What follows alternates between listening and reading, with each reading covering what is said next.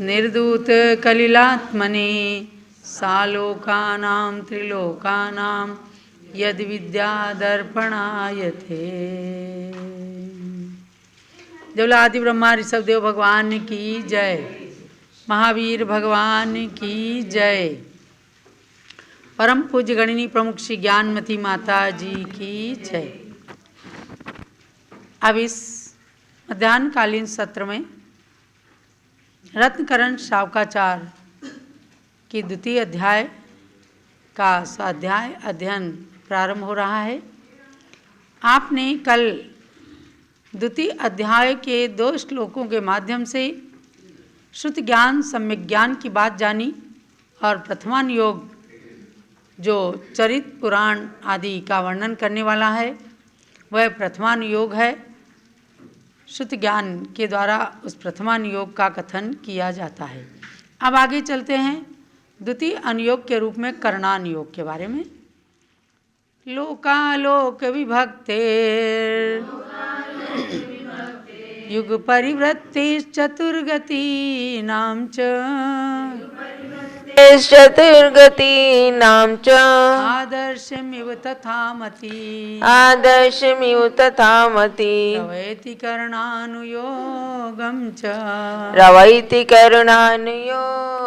च जो लोक अलोक विभाग कहे षटकाल परावर्तन कहता चारों गति के संसरण कहे भव पंच परावर्तन कहता दर्पण समान वह त्रिभुवन का सब चित्र सामने झलकाता वह शास्त्र सदा करणानुयोग यह नाम धरे भवि सुखदाता। करणान योग का लक्षण कहते हैं कि जो लोक अलोक के विभाग को, 6 काल के परिवर्तन को, चारों गतियों के परिभ्रमण को और संसार के 5 परिवर्तन को कहता है, 3 लोक का संपूर्ण चित्र दर्पण के समान झलकाता है, उस शास्त्र को करणान योग कहते हैं। यानी वह श्रुति ज्ञान करणान योग रूप से कहलाता है। तो आपने करणान योग की बात को जाना। लोकालोक विभक्ते, लोक और अलोक का विभाग जिसके अंदर वर्णित हो। युग परिवृत्ति, युग का परिवर्तन यानी षटकाल परिवर्तन आदि की बातें जिस ग्रंथ के अंदर रहती हैं। चतुर्गति के परिभ्रमण का, अर्धपुद्गल परिवर्तन, पंच परिवर्तन आदि का वर्णन जिसके अंदर होता है। आदर्श में वो आदर्श के समान, दर्पण के समान उन चीज़ों को झलकाता है, वह प्रथमान योग के समान ही उस श्रुति ज्ञान को करणान योग कहते हैं। यानी जो महापुरुषों के चरित्र को झलकाए उस ज्ञान को प्रथमान योग में निबद्ध किया। प्रथमान योग के ग्रंथ चरित पुराण को कहते हैं और करणान योग के ग्रंथ जो हैं युग परिवर्तन, लोक अलोक की बात, 4 गतियों के परिभ्रमण, कर्म सिद्धांत आदि की बात को करणान योग के ग्रंथ बतलाते हैं। जैसे गोमटसार, जीवकांड, कर्मकांड, ये सब ग्रंथ जो हैं वो करणान योग ग्रंथ कहलाते हैं। और त्रिलोकसार, लोक विभाग, जम्बूद्वीप प्रणति, तिलोय प्रणति, इन सब के अंदर असंख्यात द्वीप समुद्रों का वर्णन, 3 लोक का वर्णन, ये सब ग्रंथ करणान योग कहलाते हैं। और जब इन ग्रंथों का अध्ययन किया जाता है तो पता चलता है कि हम तीनों लोकों में से कौन से लोक में हैं, कौन सी गति में हैं, हमारे कितनी इंद्रियां हैं, ये सब बताने वाला करणान योग सिद्धांत ग्रंथ कहलाता है, जो 6 खंडागम आदि रूप से भी निबद्ध हैं। आपको चारों अनुयोगों की बात इसीलिए बता रहे हैं कि जो श्रुति ज्ञान है 4 अनुयोगों में निबद्ध है। प्रथमान योग, करणान योग, चरणान योग और द्रव्यान योग। अब क्रम प्राप्त चरणान योग की ओर आपको ले चलती हूँ। ग्रह मेद्य नगाराणाम चारित्रोत्पत्ति वृद्धि रक्षांगम चारित्रोत्पत्ति वृद्धिरक्षांगम चरणानुयोग समयम चरणानुयोग समयम सम्यक् ज्ञानं विजानाति सम्यक् ज्ञानं विजानाति। श्रावक मुनि के आचार्य रूप चारित्र सही जो बतलाता उसकी उत्पत्ति वृद्धि और रक्षा के साधन सिखलाता। चरणानुयोग है शास्त्र वही जो मोक्ष महल में चढ़ने को चरणों को रखने हेतु सहज सोपान रूप समझो इसको। चरणानुयोग अर्थात आचरण की बातों को सिखाने वाला, अनुयोग यानी जो रास्ता है, मार्ग है, ग्रंथ हैं, उनको चरणानुयोग रूप श्रुत ज्ञान का आकार प्रदान किया गया है। ग्रह मेद्य नगाराणाम अर्थात गृहस्थ और अनगार यानी मुनि। गृहस्थ और मुनियों की चारित्र, उसकी उत्पत्ति, उसकी वृद्धि और उसकी रक्षा आदि का जिसमें वर्णन होता है, ऐसा सम्यक ज्ञान, ऐसा सम्यक ज्ञानम विजानाति यानी जो सम्यक ज्ञान है वह मुनियों के और गृहस्थों के चारित्र की उत्पत्ति, वृद्धि, रक्षा के कारणभूत चरणानुयोग संयम अर्थात चरणानुयोग शास्त्र को विजानाति माने जानता है। ये तो ज्ञान की बात हुई। और चरणानुयोग ग्रंथ, जो चरणानुयोग जिनवाणी, चरणानुयोग में निबद्ध जिनवाणी है, उसका लक्षण ये जानना, पहचान ये जानना। जैसे मूलाचार है, रत्नकरण श्रावकाचार है, वसुनंदी श्रावकाचार, सागार धर्मामृत, अनगार धर्मामृत, जिनके अंदर श्रावकों की और मुनियों की चारित्र का वर्णन आदि है, वे ग्रंथ चरणानुयोग ग्रंथ कहलाते हैं। हम सब रत्नकरण श्रावकाचार का अध्ययन अभी कर रहे हैं, आपको करवा रहे हैं, तो ये चरणानुयोग का ग्रंथ है। हमारा मूलाचार ग्रंथ जो आचार्य कुंद स्वामी ने लिखा, प्रातःकाल हम लोग स्वाध्याय करते हैं, ये भी चरणानुयोग का ग्रंथ है। तो चारित्र का प्रतिपादन करने वाले आचारांग आदि शास्त्र चरणानुयोग के शास्त्र कहलाते हैं। इन शास्त्रों के अंदर गृहस्थ और मुनियों के चारित्र की उत्पत्ति, वृद्धि, रक्षा के कारणों का वर्णन रहता है कि भाई चारित्र की उत्पत्ति कैसे होती है, देश चारित्र, सकल चारित्र, इन सब का वर्णन जिसके अंदर रहता है, वे चरणानुयोग के ग्रंथ कहलाते हैं। तो आपको चरणानुयोग के भी ग्रंथों को अवश्य ही पढ़ करके अपना आचरण शुद्ध करना चाहिए। अब चौथे अनुयोग की ओर चलते हैं, द्रव्यानुयोग। जीवा जीव सुतत्वे जीवा जीव सुतत्वे पुण्या पुण्ये च बंध मोक्षौ च पुण्या पुण्ये च बंध मोक्षौ च द्रव्यानुयोग दीपः द्रव्यानुयोग दीपः श्रुत विद्यालोकमा तनुते। श्रुत विद्यालोकमा तनुते। कितना सुंदर शब्द दिया है, द्रव्यानुयोग दीपः। द्रव्यानुयोग एक दीपक का कार्य करता है। ज्ञान दीपक है, दीपक स्वयं जलता है और दूसरों को भी प्रकाश देता है। ऐसे द्रव्यानुयोग का कथन द्वितीय अध्याय में 5वें श्लोक के माध्यम से किया है। इसका पद्यानुवाद पढ़ते हैं। जो जीव अजीव सुतत्वों को और पुण्य पाप को बतलाता, आश्रव संवर्य बंध मोक्ष तत्वों को विधिवत समझाता, वह दीप सदृश द्रव्यानुयोग द्रव्यों को प्रगट दिखाता है, श्रुत विद्या के सुंदर प्रकाश में निज पर काम कराता है। निज पर का भान कराने वाला है द्रव्यानुयोग। इसलिए उसको दीपक की उपमा दी है।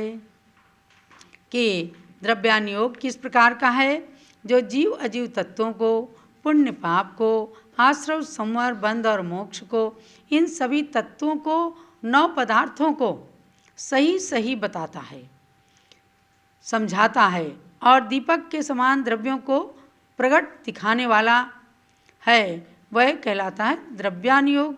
ये श्रुत ज्ञान के प्रकाश में निज और पर का भान कराने वाला है।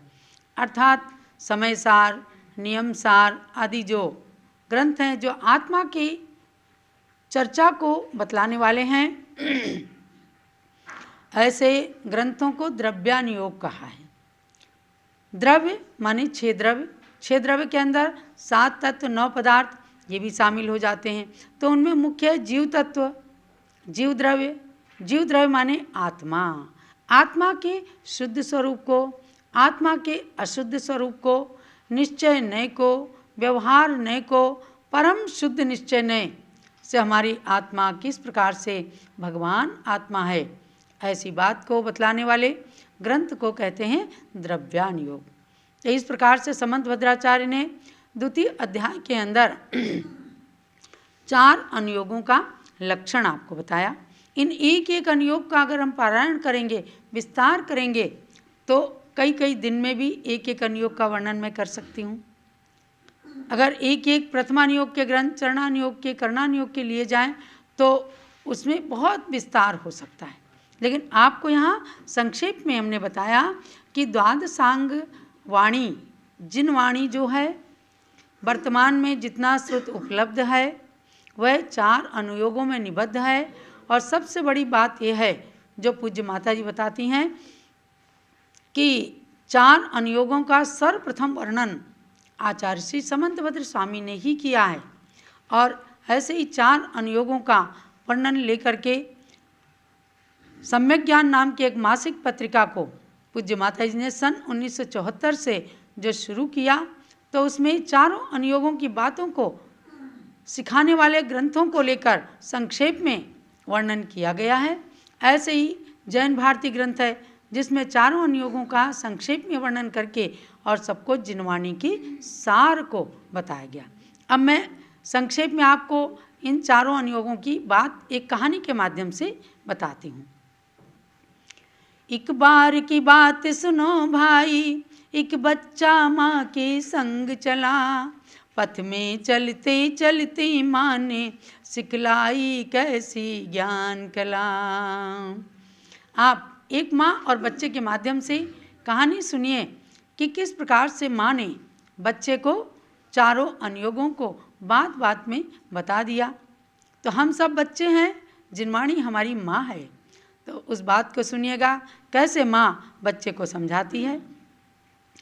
होता क्या है कुछ दूर पहुंचकर बच्चा ठोकर खाता है, माँ की उंगली को छोड़ वहीं बच्चा रोने लग जाता है।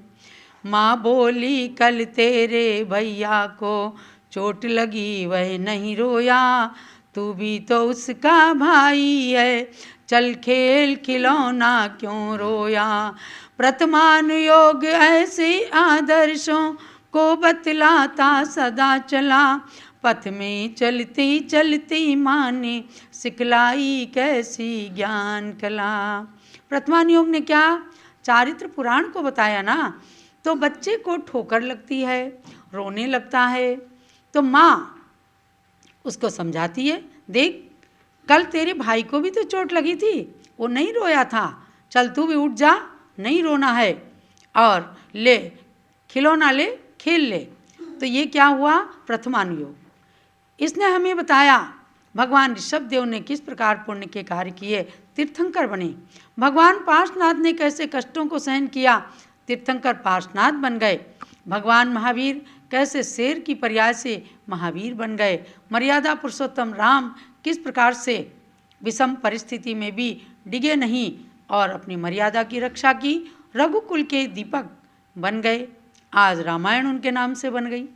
तो ऐसे ही दूसरों के चारित्र से अपने अंदर सुधार करना, ये प्रथमानुयोग हमें बताता है, जैसा कि माँ ने अपने बच्चे को बताया। तो ऐसे आदर्शों को बतलाने वाला प्रथमानुयोग है। और अब करणानुयोग की ओर चलती हूँ।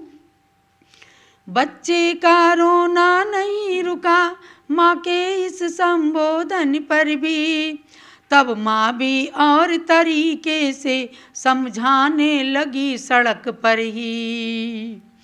कल तूने अपने भैया को हंस हंस कर और चिढ़ाया था, उसके फल में ही गिरा आज तू इसी मार्ग पर आया था। करणानुयोग शुभ अशुभ कर्म के सुख दुख फल को रहा चला, पथ में चलते चलते माँ ने सिखलाई कैसी ज्ञान कला। कर्म सिद्धांत को करणानुयोग बताता है। ऐसे माँ ने क्या कहा कि बेटा तू तो और ज़्यादा रोने लगा। तब उसे समझाती है कि देखो कल तूने अपने भैया के रोने पर उसको खूब हंसा था। अर्थात कभी दूसरे की कोई बुराई करते हैं, कभी दूसरे को देख करके हंसते हैं। तो कर्म सिद्धांत कहता है कि जो दूसरे को देख के हंसता है, दूसरे की निंदा चुगली करता है, तो संसार के अंदर इसी तरह से परिभ्रमण करता रहता है। बैर और मित्र के संस्कार, मित्रता के संस्कार ऐसे चलते हैं।